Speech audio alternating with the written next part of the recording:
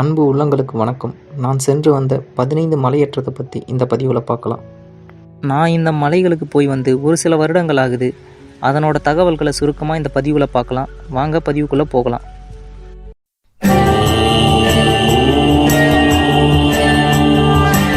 பதினைந்தாவது இடமாக பார்க்க போவது நெடுங்குணம் மலை.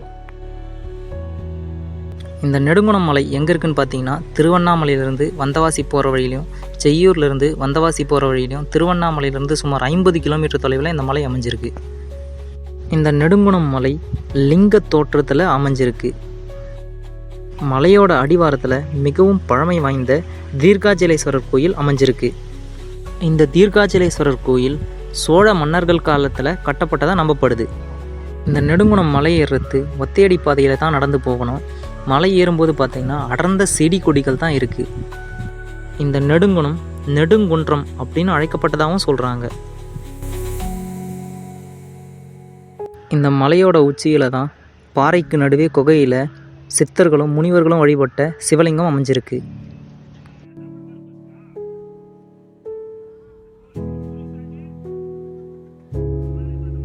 பதினான்காவது இடமாக பார்க்க போவது வந்தவாசி வெண்குன்றம் மலை. இந்த வந்தவாசி மலை திருவண்ணாமலையிலிருந்து சுமார் 75 கிலோமீட்டர் தொலைவில் அமைஞ்சிருக்கு. இந்த வந்தவாசி மலை கடல் மட்டத்திலிருந்து சுமார் 1500 அடி உயரம் வரைக்கும் இருக்குன்னு சொல்கிறாங்க.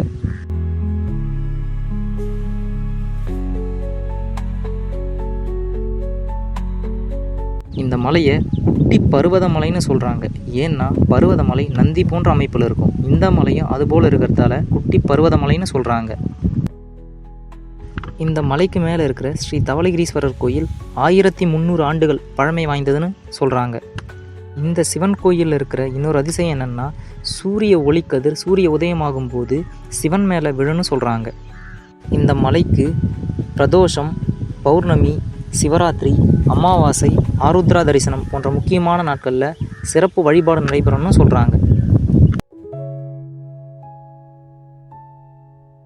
ஒரு மீடியமான மலையேற்றத்தை விரும்புகிறவங்களும் நல்ல வியூ பாயிண்ட் வேணும்னு நினைக்கிறவங்களும் இந்த மலைக்கு கட்டாயம் போய் வாங்க. 13வது இடமாக பார்க்க போவது கோட்டை மலை. இந்த கோட்டை மலை எங்கே இருக்குன்னு பார்த்தீங்கன்னா, திருவண்ணாமலையிலிருந்து வேலூர் போகிற வழியில் படவேட்டுக்கு அருகாமையில் அமைஞ்சிருக்கு. திருவண்ணாமலையிலிருந்து சுமார் 68 கிலோமீட்டர் தொலைவில் இந்த மலை அமைஞ்சிருக்கு. இந்த கோட்டை மலைக்கு புரட்டாசி மாதத்தில் வரக்கூடிய சனிக்கிழமையில் ஏராளமான பக்தர்கள் போய் வருவாங்க.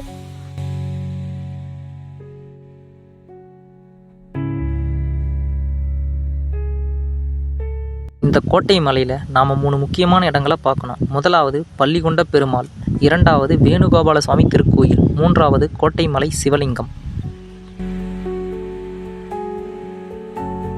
இந்த பழமையான மலைக்கோயில் சாம்புவராய மன்னர் காலத்தில் கட்டப்பட்டதுன்னு சொல்கிறாங்க. குழந்தை வரம் வேண்டி செல்கிற பக்தர்கள் நிறைய பேர் இந்த கோயிலுக்கு போய் வருவதாக சொல்கிறாங்க. இந்த கோட்டை மலை அடர்ந்த வனப்பகுதியாகவும் பார்ப்பதற்கு பச்சை பசேல் என்று ரம்மியமான ஒரு காட்சியை நமக்கு தரும். இந்த கோட்டை மலை கடல் மட்டத்திலிருந்து சுமார் 2500 அடி உயரம் இருக்குன்னு சொல்கிறாங்க. அருமையான வியூ பாயிண்ட் பார்க்கணுன்னு நினைக்கிறவங்க இந்த கோட்டை மலைக்கு கட்டாயம் வாங்க.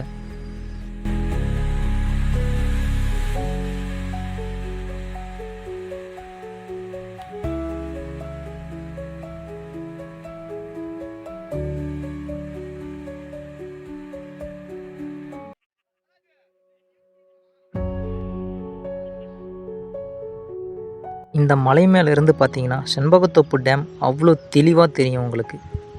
12வது இடமாக பார்க்க போவது பாக்கமலை. இந்த மலை எங்கே இருக்குன்னு பார்த்தீங்கன்னா, விழுப்புரம் மாவட்டம் செஞ்சி அருகே தேவதானப்பேட்டை அப்படின்ற இடத்துல அமைஞ்சிருக்கு.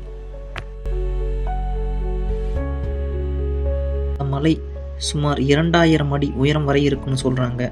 ஆரம்பம் முதலே பார்த்தீங்கன்னா பெரிய பாறைகளும் கரடு முரடான கடினமான பாதைகளாகவும் இருந்துச்சு. என்னதான் மலையேறது அவ்வளோ கஷ்டமாக இருந்தாலும் இங்கே வீசுகிற கூலிங்கான காற்று நம்மளை மலையேறது ஒரு புது புத்துணர்ச்சியை தரும்.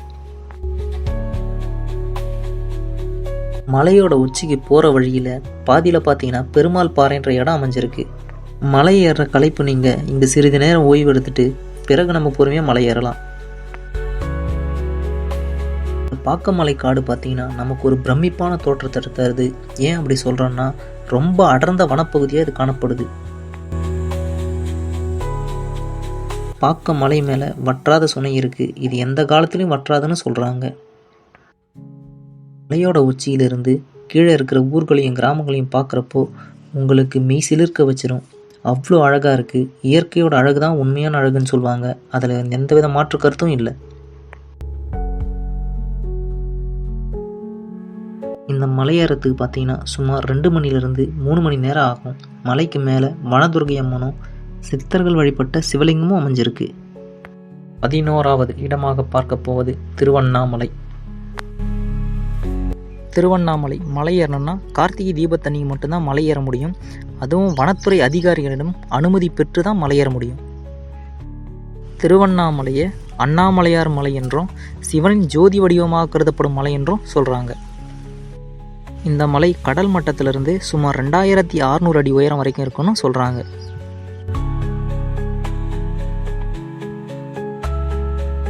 பல்வேறு அரிய வகையான மூலிகை செடிகளும் ஏகப்பட்ட சாதுக்களும் சன்னியாசிகளும் வழிபடும் மலை திருவண்ணாமலை.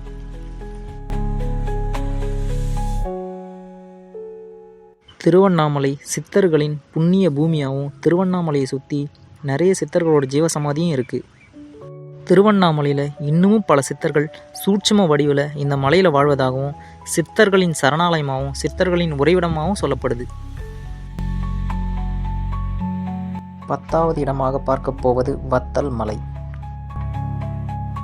இந்த வத்தல் மலை மல்லிகேஸ்வரர் கோயில் எங்கே இருக்குன்னு பார்த்தீங்கன்னா தருமபுரி மாவட்டத்தில் அமைஞ்சிருக்கு. இந்த ஸ்ரீ மல்லிகேஸ்வரர் கோயில் எங்கே இருக்குன்னு பார்த்தீங்கன்னா தருமபுரி பஸ் ஸ்டாண்ட்லேருந்து சுமார் 10 கிலோமீட்டர் தொலைவில் அமைஞ்சுள்ள நூலல்லி உழவன்கொட்டாய் என்ற கிராமத்துக்கு அருகாமையில் அமைஞ்சிருக்கு. மலை அடிவாரத்துக்கு சுமார் 7 மணிக்கு வந்தோம். அங்கே இருக்கிற விநாயகரை வழிபட்டுட்டு மலை ஏற 7:30 மணிக்கு ஆரம்பித்தோம். ஆரம்பம் முதல்ல பார்த்தீங்கன்னா இந்த மலை ஏறுவதற்கு சற்று கடினமாகவே இருந்ததுன்னு தான் சொல்லணும். அதை நீங்களே பாருங்கள்.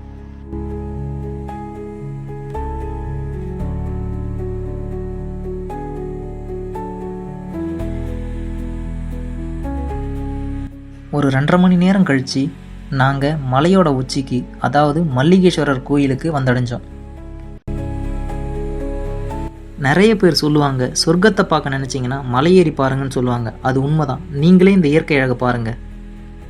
இங்கிருந்து கீழே இருக்க கிராமங்களை பார்க்குறப்ப அவ்வளோ அழகாக இருக்குது. ஏறி வந்த களைப்பெல்லாம் போக நாங்கள் இங்கே மல்லிகேஸ்வரரை மனமுருகி வேண்டி தரிசித்தோம். 9வது இடமாக பார்க்க போவது கைலாசகிரி மலை. இந்த மலை காஞ்சிபுரத்துலேருந்து 89 கிலோமீட்டர் தொலைவிலும், திருவண்ணாமலையிலிருந்து 86 கிலோமீட்டர் தொலைவிலும், வேலூர்லேருந்து 17 கிலோமீட்டர் தொலைவிலும் அமைஞ்சிருக்கு.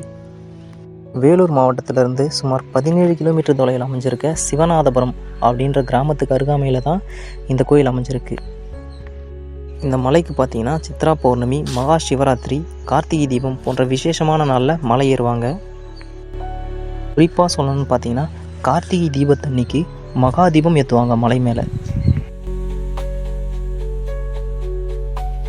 இந்த மலை ஏறுறதுன்றது நமக்கு சாதாரண விஷயமா இருக்காது. கரடுமுரடான பாதைகள், செங்குத்தான பாதைகள்னு நமக்கு மிகுந்த சவாலை ஏற்படுத்தக்கூடியதாக இருக்கும். மலை ஏறுறது சற்று சிரமமாக இருந்தாலும் இங்கே இருக்கிற மூலிகை செடிகள், மரங்கள், இயற்கையான காற்று மலை ஏறுறதுக்கு புது உத்வேகத்தை நமக்கு தருது. ஒரு 2 மணி நேரம் கழித்து மலையோட உச்சிக்கு போகிற வழியில் அமைஞ்சிருக்கிற ஆஞ்சநேயர் சந்நிதிக்கு வந்துட்டோம். இதுதான் அந்த ஆஞ்சநேயர் சந்நிதி. இங்கே இருக்கிற ஆஞ்சநேயரை வணங்கிட்டு சிறிது நேரம் இங்கேயே ஓய்வெடுக்க ஆரம்பித்தோம். இந்த இடத்துலேருந்து கீழே இருக்கிற ஊர்களையும் கிராமங்களையும் பார்க்குறப்போ அவ்வளோ அழகாகவும் பிரமிப்பாகவும் இருக்குது. இந்த ஆஞ்சநேயர் சந்நிதி அமைஞ்சிருக்கிற இடத்துலேருந்து மலையோட உச்சியை அவ்வளோ தெளிவாக நம்மளால் பார்க்க முடியுது. கண்ணுக்கு எட்டிய தூரம் வரைக்கும் பச்சை பசேல்னு அடர்ந்த வனப்பகுதியாகவும் பார்ப்பதற்கு மிக அழகான சூழ்நிலையை நமக்கு தருது. இந்த மலை கடல் மட்டத்திலேருந்து சுமார் 4000 அடி முதல் 5000 அடி வரை இருக்குன்னு சொல்கிறாங்க. இந்த மலை ஏறத்து சுமார் 4 மணி நேரம் ஆகும். மலை ஏறி மலையோட உச்சிக்கு வந்தீங்கன்னா இதனுடைய அழகை வர்ணிக்க உங்களுக்கு வார்த்தையே இருக்காது. இறைவன் பூமிக்கு தந்த மிகப்பெரிய அழகு மலைகள் தான். இயற்கை அன்னை வழங்கும் அழகு காட்சியில் மலைகளும் ஒன்று. அதற்கு இந்த மலையும் ஒரு சாட்சி. வாய்ப்பு கிடைக்கிறவங்க கட்டாயம் ஒரு தடவையாவது இந்த மலைக்கு போய் வாங்க. 100% உங்களை வியப்பில் ஆழ்த்தக்கூடிய மலை இந்த மலை. 8வது இடமாக பார்க்க போவது பாலமலை சித்தேஸ்வரர் கோயில். இந்த பாலமலை சித்தேஸ்வரர் கோயில் எங்கே இருக்குன்னு பார்த்தீங்கன்னா சேலம் மாவட்டத்தில் அமைஞ்சிருக்கு. இந்த மலையோட உச்சிக்கு 2 வழிகளில் போகலான்னு சொன்னாங்க. ஒன்று குருவரெட்டியூர் வழியாக போகலான்னாங்க, இன்னொன்று பாலமலையோட மறுபகுதியான மேட்டூர் கண்ணாமூச்சி வழியாக போகலான்னு சொன்னாங்க. நான் இந்த கண்ணாமூச்சி வழியாக மலை ஏறியிருந்தேன். இந்த மலைப்பயணம் எனக்கு ஒரு மறக்க முடியாத அற்புதமான மலைப்பயணமாக இருந்துச்சு. ஏன் அப்படி சொல்லனா, என் நண்பர்கள் யாருமே ஒருத்தர் கூட என் கூட வரல. நான் ஒண்டி தனியாளாக போயிருந்தேன். இந்த மலை சுமார் 4000 அடி முதல் 5000 அடி வரை இருக்குன்னு சொல்கிறாங்க. இந்த மலை 7 மலை தொகுதிகளாகவும் அமைஞ்சிருக்கிறதாகவும் சொல்கிறாங்க.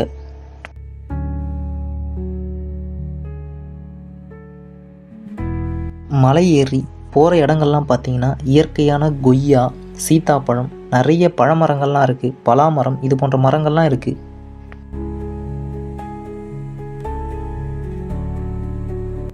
இந்த பாலமலை ஏறத்துக்கு பார்த்தீங்கன்னா சுமார் 3 மணி நேரம் ஆகும். மலை ஏறி இந்த இயற்கையோட அழகை நீங்கள் பார்க்குறதுக்கு அவ்வளோ பிரமிப்பாகவும் வியப்பாகவும் இருக்கும். மலையோட உச்சியிலேருந்து பார்த்தீங்கன்னா மேட்டூர் டேம் உங்களுக்கு அவ்வளோ தெளிவாக தெரியும். ஆனால் நான் போயிருந்த நேரம் மேகங்கள் சூழ்ந்து காணப்பட்டதால் டேம் என்னால் தெளிவாக பார்க்க முடியல.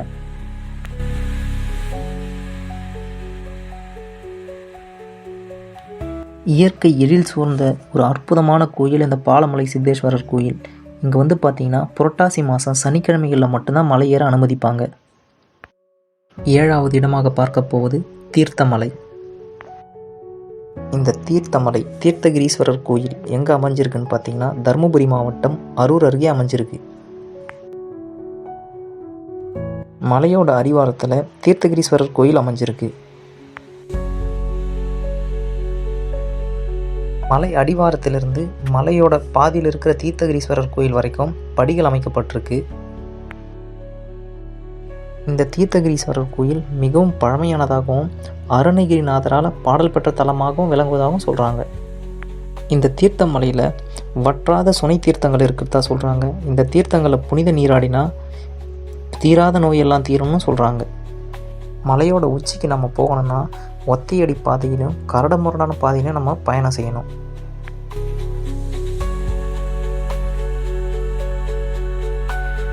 இந்த மலையில் அரிய வகையான நிறைய மூலிகள் இருப்பதாக கூட வந்த நபர் ஒருத்தர் சொன்னார்.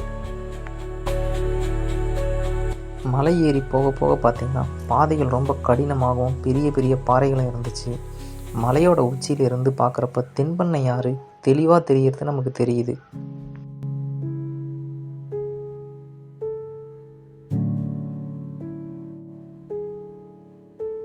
இந்த தீர்த்தமலை கடல் மட்டத்திலிருந்து சுமார் 3500 அடி உயரம் வரை இருக்குன்னு சொல்கிறாங்க. இந்த மலை மேலே பார்த்தீங்கன்னா பழமையான சிதலமடைந்த மண்டபங்களும் கிணறுகளும் இருந்துச்சு. இதை பார்க்குறப்ப எங்களுக்கு ஒரு வியப்பை தான் கொடுத்துச்சு. ஒரு 2.5 மணி நேரம் கழித்து கடினமான பாறைகள் மேலெலாம் ஏறி நாங்கள் பழமையான விநாயகரை தரிசித்தோம். இது எங்களுக்கு மறக்க முடியாத ஒரு உன்னதமான அனுபவத்தை கொடுத்துச்சின்னு தான் சொல்லணும்.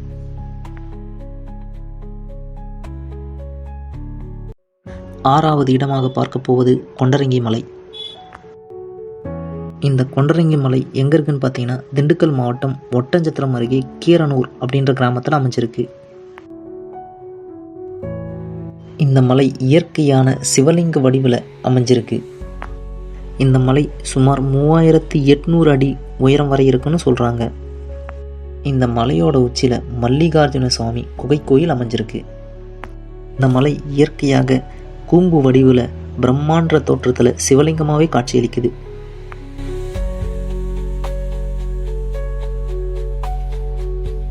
மலை அடிவாரத்திலிருந்து சிறிது தூரம் வரைக்கும் படிகள் அமைக்கப்பட்டிருக்கு. அதன் பிறகு பார்த்தீங்கன்னா செங்குத்தா மலையேறி போகிற மாதிரி தான் இருக்கும். மலையேற விரும்புகிறவங்களுக்கு ஒரு பெஸ்ட் அட்வென்ச்சரர் ட்ரெக்கிங் பிளேஸ்ன்னு இந்த மலையை சொல்லலாம்.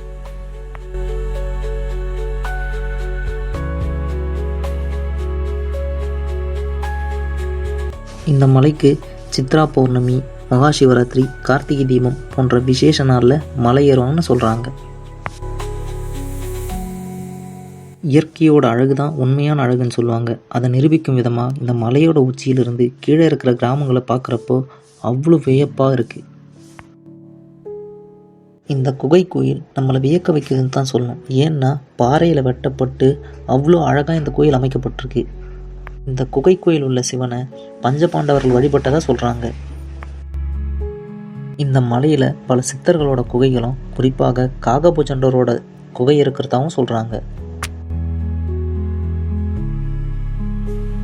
வாய்ப்பு கிடைக்கிறவங்க கட்டாயம் ஒரு தடவையாவது இந்த கொன்றங்கி மலைக்கு போய் வாங்க. நிச்சயமாக உங்களை பிரமிப்பில் ஆழ்த்தக்கூடிய மலை இந்த கொன்றங்கி மலை. 5வது இடமாக பார்க்க போவது சதுரகிரி மலை. நான் இந்த சதுரகிரி மலைக்கு போய் வந்து கிட்டத்தட்ட 10 வருஷம் ஆகப்போகுது. மறக்க முடியாத ஒரு அற்புத மலை பயணம். இந்த சதுரகிரி மலை கோயில் மேற்கு தொடர்ச்சி மலையில் அமைந்திருக்க ஒரு அற்புதமான மலைக்கோயில். இந்த மலைக்கு மதுரை மாவட்டம் சாப்டூர் வழியாகவும், விருதுநகர் மாவட்டம் வர்த்ராயிருப்பு வழியாகவும், தேனி மாவட்டம் வருசநாடு வழியாகவும் மலையேறலான்னு சொன்னாங்க. நாங்கள் விருதுநகர் மாவட்டம் வர்த்ராயிருப்பு தானிப்பாறை வழியாக மலையேறி இருந்தோம்.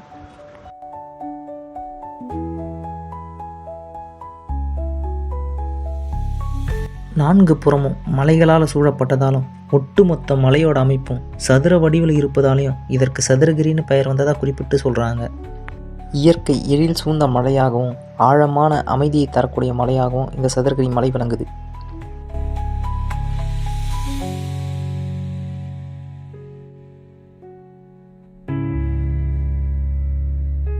மிகுந்த திகைப்பூட்டும் இந்த சதுரகிரி மலையில் இன்னமும் பல சித்தர்கள் சூட்சும வடிவில் உலா வருவதாக இங்கே வர பக்தர்கள் குறிப்பிட்டு சொல்கிறாங்க.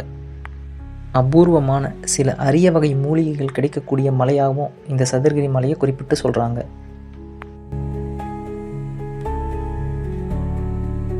இந்த சதுரகிரி மலைக்கு பார்த்தீங்கன்னா ஆடி அமாவாசை, தை அமாவாசை, மகா சிவராத்திரி போன்ற விசேஷ நாளில் மலையேறுவாங்கன்னு சொல்கிறாங்க. இந்த சதுரகிரி மலை பார்த்திங்கன்னா கடல் மட்டத்திலிருந்து சுமார் 4000 அடி உயரம் வரை இருக்குன்னு சொல்கிறாங்க. இயற்கை எழில் சூழ சுந்தர மகாலிங்கம், சந்தன மகாலிங்கம் கோயில் அமைஞ்சிருக்கு.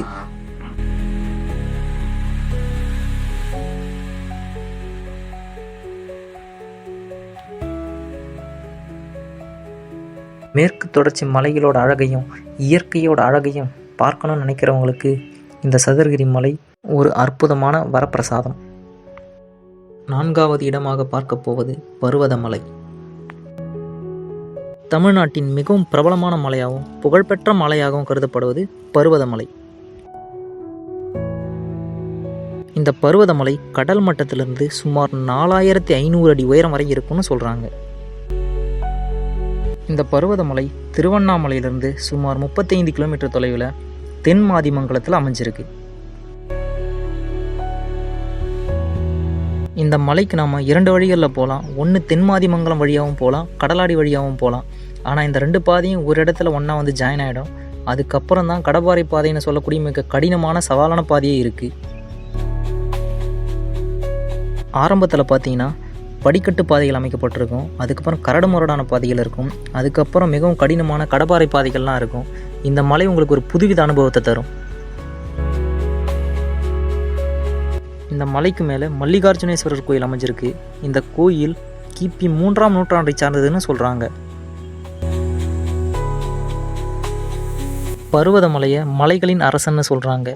ஏன்னா பர்வதம்னா மலை என்றும், பர்வதமலைன்னா மலைகளுக்கெல்லாம் மலை என்றும், இதனால் மலைகளின் அரசன்னு குறிப்பிடுறாங்க.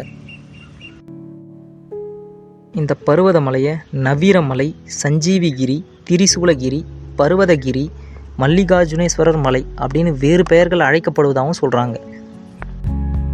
இந்த பர்வதமலை ஏறத்துக்கு சுமார் 3 மணி நேரத்திலிருந்து 4 மணி நேரம் ஆகலாம். மலை ஏறி வந்த பிறகு இந்த இயற்கை அழகு உங்களை பிரமிக்க வச்சிரும். 3வது இடமாக பார்க்க போவது மேல்முடி மலை. இந்த மேல்முடி மலை எங்கே இருக்குன்னு பார்த்தீங்கன்னா கோயம்புத்தூர் மாவட்டத்தில் அமைஞ்சிருக்கு. கோயம்புத்தூர் மாவட்டத்திலேருந்து சுமார் 20 கிலோமீட்டர் தொலைவில் சின்ன தடாகம் அருகே இந்த மலை அமைஞ்சிருக்கு. இந்த மலை ஏறணும்னா வனத்துறையினரிடம் அனுமதி பெற்று தான் மலை ஏறணும். வருஷத்தில் புரட்டாசி மாதம் சனிக்கிழமைகளில் மட்டும்தான் மலை ஏற அனுமதிப்பாங்க. இந்த மேல்முடி மலைக்கு நானும் என் அன்பு நண்பரும் போயிருந்தோம். எங்களுக்கு மறக்க முடியாத மலைப்பயணத்தை இந்த மலை எங்களுக்கு கொடுத்துச்சு. நாங்கள் வனத்துறை அதிகாரிகளின் அனுமதி வாங்கிட்டு மலையேற ஆரம்பித்தோம்.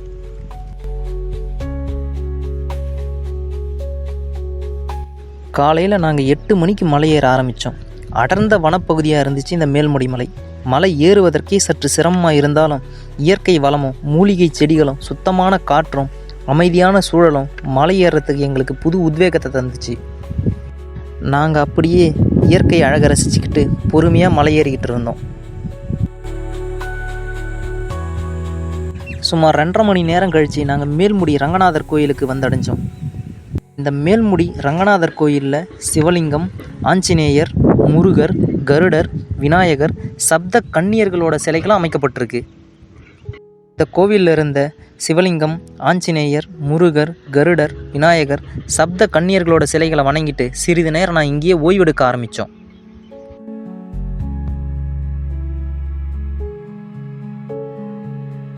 சிறிது நேரம் ஓய்வெடுத்த பிறகு மேல்முடி கைலாய சிவலிங்கத்தை வழிபட நாங்கள் கிளம்பணும். போகிற பாதையை பார்த்தீங்கன்னா அடர்ந்த செடி கொடிகளும் கரடு முரடான பாதைகளும் பெரிய பாறைகளும் ஆளே தெரியாத அளவுக்கு புற்செடிகளும் வளர்ந்துருந்துச்சு. வாழ்க்கையில் ஒரு தடவையாவது எல்லாரும் வந்து பார்க்க வேண்டிய இடம் இந்த மேல்முடி மலை. ஏன் அப்படி சொல்கிறேன்னு பார்த்தீங்கன்னா, இந்த மலை வந்து பார்த்தீங்கன்னா 4500 அடியிலிருந்து 5000 அடி இருக்குன்னு சொல்கிறாங்க. அவ்வளோ அழகாக இருக்குது, பார்க்கவே அவ்வளோ பிரமிப்பாக இருக்குது. இயற்கை அழகை சொல்கிறதுக்கு வார்த்தைகளே இல்லை.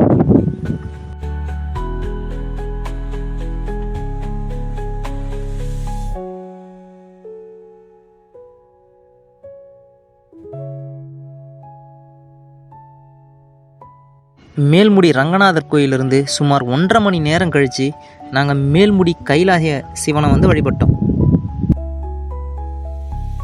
என்னோட வாழ்க்கையில் மறக்க முடியாத ஒரு அற்புத அனுபவத்தை தந்த மலை இந்த மேல்முடி மலை. 2வது இடமாக பார்க்க போவது வெள்ளியங்கிரி மலை. என்னோட ஆல் டைம் ஃபேவரட்டான மலைனா அது வெள்ளியங்கிரி மலை தான். இது வரைக்கும் நான் 3 முறை போய் வந்திருக்கேன். ஒவ்வொரு தடவையும் மலை ஏறும் போதும் எனக்கு ஒரு புதுவித அனுபவத்தை தந்திருக்கு இந்த வெள்ளியங்கிரி மலை.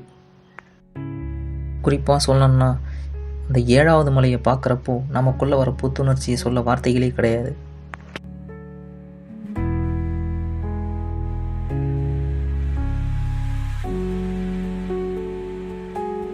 இந்த வெள்ளியங்கிரி மலை தென் கைலாயம் அப்படின்னு அழைக்கப்படுது. ஏன்னா சிவபெருமான் தவம் இருந்த இடமாக இந்த இடம் கருதப்படுவதால் தென் கைலாயம் அப்படின்னு அழைக்கப்படுவதாக சொல்கிறாங்க. இந்த வெள்ளியங்கிரி மலை எங்கே இருக்குதுன்னு பார்த்தீங்கன்னா கோயம்புத்தூர் மாவட்டத்தில் அமைஞ்சிருக்கு. கோயம்புத்தூர்லேருந்து சுமார் 36 கிலோமீட்டரில் இருக்கிற பூண்டி அப்படின்ற கிராமத்தில் தான் அமைஞ்சிருக்கு. இந்த வெள்ளியங்கிரி மலைக்கு பார்த்தீங்கன்னா பிப்ரவரி மாதத்துலேருந்து மே மாதம் வரைக்கும் மட்டும்தான் மலை ஏற அனுமதிப்பாங்க.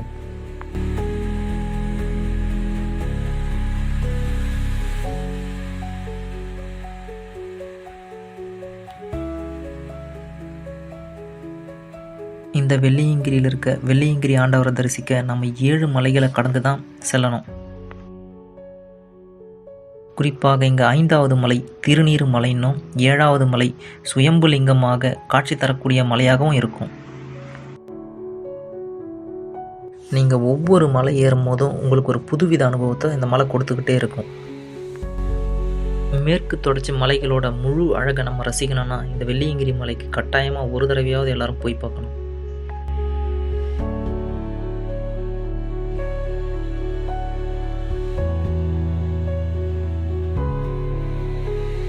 தென் கைலாயம் அப்படின்னு அழைக்கப்படுகின்ற இந்த வெள்ளியங்கிரி மலை தமிழ்நாட்டின் ஒரு புனித தலமாகவும் சுற்றுலா தலமாகவும் கடினமான மலையேற்றத்தில் ஒன்றாகவும் விளங்குது. இந்த வெள்ளியங்கிரி மலை கடல் மட்டத்திலிருந்து சுமார் 6000 அடி உயரம் வரை இருக்குன்னு சொல்கிறாங்க. எவ்வளவு தான் நம்ம கஷ்டப்பட்டு இந்த 7 மலைகளை ஏறி வந்தாலும் 7வது மலையில் இருக்கிற சுயம்புலிங்கலை காட்சி தர வெள்ளியங்கிரி ஆண்டவரை தரிசிக்கும் போது புது புத்துணர்ச்சி உங்களுக்கு தரும். வாழ்க்கையில் எல்லோரும் ஒரு தடவையாவது வந்து கட்டாயமாக பார்க்க வேண்டிய மலை இந்த வெள்ளியங்கிரி மலை.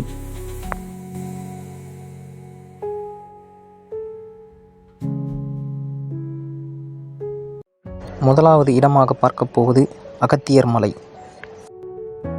தமிழ்நாட்டின் மிக கடினமான மலையேற்றங்களில் ஒன்றாக விளங்கக்கூடியது இந்த அகத்தியர் மலை. 3 நாட்கள் எந்தவித தொந்தரவும் இல்லாமல் இயற்கையோட இயற்கையாக கரைஞ்சி போகக்கூடிய மலை தான் இந்த அகத்தியர் மலை. இந்த மலை கேரளா போனக்காடு ஃபாரஸ்ட் ஆஃபீஸ்லேருந்து 22 கிலோமீட்டர் போய் தான் பார்க்க முடியும். முதல்ல போனக்காட்டில் இறங்கி 2 கிலோமீட்டர் நடந்தோம்னா போனக்காடு ஃபாரஸ்ட் ஆஃபீஸ் வரும். அங்கே entry ticket, medical certificate, ID எல்லாத்தையும் கொடுத்தோம்னா வெரிஃபை பண்ணிவிட்டு நம்மளை மலை ஏற அலோவ் பண்ணுவாங்க. இந்த பொதிகை மலை ட்ரெக்கிங் பார்த்திங்கன்னா 3 பார்ட்டாக பிரித்து வச்சுருக்காங்க. முதல் நாள் வந்து பார்த்திங்கன்னா 16 கிலோமீட்டர் அடர்ந்த காட்டுக்குள்ளே நடந்தோம்னா அதிரமலா கேம்புக்கு போனோம். 2வது நாள் பார்த்திங்கன்னா 6 கிலோமீட்டர் மலைக்கு மேலே ஏறி அகத்தியரை தரிசிச்சுட்டு திரும்ப கீழே அதிரமலா கேம்புக்கு வரணும். 3வது நாள் ட்ரெக்கிங் பார்த்திங்கன்னா திரும்ப அதிரமலா கேம்ப்லேருந்து கீழே போனக்காடு ஃபாரஸ்ட் ஆஃபீஸ்க்கு வரணும்.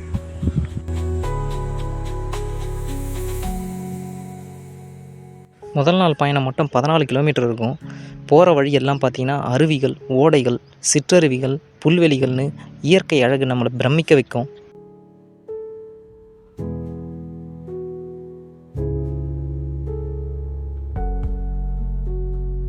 நாங்கள் 10 மணிக்கு மலையேற ஆரம்பித்தோம்.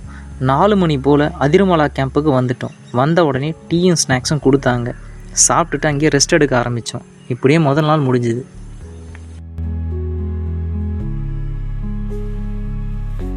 முதல் நாள் ட்ரெக்கிங்கை விட 2வது நாள் ட்ரெக்கிங் ரொம்ப டிஃபிகல்ட்டாக இருந்ததுன்னு தான் சொல்லணும். ஏன் அப்படி சொல்கிறேன்னா, மரங்கள் ரொம்ப அடர்த்தியாகவும் கரடுமுரடான பாதைகளாகவும் இருந்துச்சு. இங்கிருந்து சுமார் 6 கிலோமீட்டர் மேலே போனோம்னா அகத்தியரை தரிசிச்சுட்டு திரும்ப 6 கிலோமீட்டர் நம்ம மலையை விட்டு கீழே இறங்கி வரணும். அதாவது அதிரமலா பேஸ் கேம்புக்கு வரணும். இந்த 2வது நாள் மலை பயணமும் நமக்கு அடர்ந்த ஃபாரஸ்ட்டுக்குள்ளே நம்ம பயணிக்கிற மாதிரி இருக்கும். போகிற வழியில் அதே போல் அருவிகளும் ஓடைகளும் நமக்கு இருக்கும். சுமார் ஒரு 1.5 மணி நேரம் கழித்து அகத்தியர் மலையோட அடிவாரத்துக்கு நாங்கள் போயிட்டோம். அங்கேருந்து பார்க்குறப்போ அந்த காட்சி எங்களை ரொம்ப பிரமிக்க வச்சுது. மலைகளோட அழகு எங்களை வியக்க வச்சதுன்னு தான் சொல்லணும். அதை நீங்களே பாருங்கள்.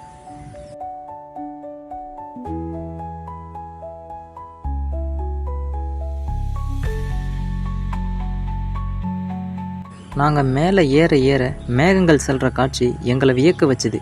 இதனால தான் தென்றல்கள் தவழ்ந்தோடும் மலைன்னு புதிய மலையே சொல்கிறாங்களோ என்னவோ தெரியல. ஒரு வழியாக அகத்தியர் இருக்கிற மலையோட மலை அடிவாரத்துக்கு வந்துட்டோம். அப்புறம் இந்த மலையோட உச்சிக்கு போகணும்னா கயிறு பாதையை கடந்து தான் நம்ம போனோம். பருவத மலையில் கடப்பாறை பாதை அப்படின்னு சொல்லுவாங்க. அதுபோல் இந்த மலையிலையும் செங்குத்தாக இருக்கிற இடத்துல கயிறு கட்டி வச்சுருக்காங்க. அந்த கயிறு பிடிச்சி நம்ம ஏறி போகணும். ஒரு வழியாக சுமார் 4 மணி நேரம் கழித்து நாங்கள் மலையோட உச்சிக்கு வந்துட்டோம். தமிழ் இலக்கணம், சித்த மருத்துவம், ஜோதிடம் ஆகியவற்றில் புலமை பெற்ற சித்தர்களுக்கெல்லாம் சித்தர், சித்தர்களின் தலைவர் அகத்தியரை நாங்கள் தரிசித்தோம்.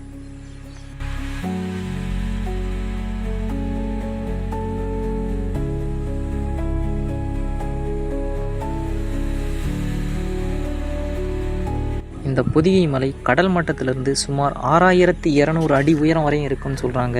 இந்த மலையில் வற்றாத ஜீவநதியான தாமிரபரணி ஆறு உற்பத்தி ஆகுதுன்னு சொல்கிறாங்க.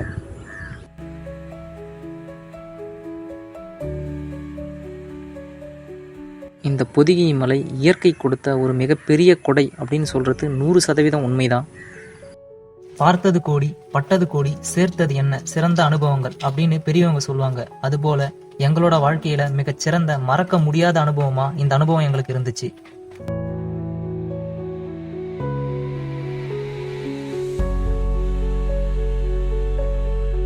இயற்கையோட அழகுதான் உண்மையான அழகு அப்படின்னு சொல்லுவாங்க. இந்த இயற்கை அழகை நாங்கள் ரசிச்சுட்டு திரும்ப அதிரமலா பேஸ் கேம்புக்கு வந்துட்டோம். 3வது நாள் மலை பயணம் என்னன்னு பார்த்தீங்கன்னா, முதல் நாள் நம்ம மலை ஏறி வந்திருப்போம். அந்த மலையே கீழே இறங்கி போகிறது தான் 3வது நாள் மலை பயணமாக நமக்கு இருக்கும்.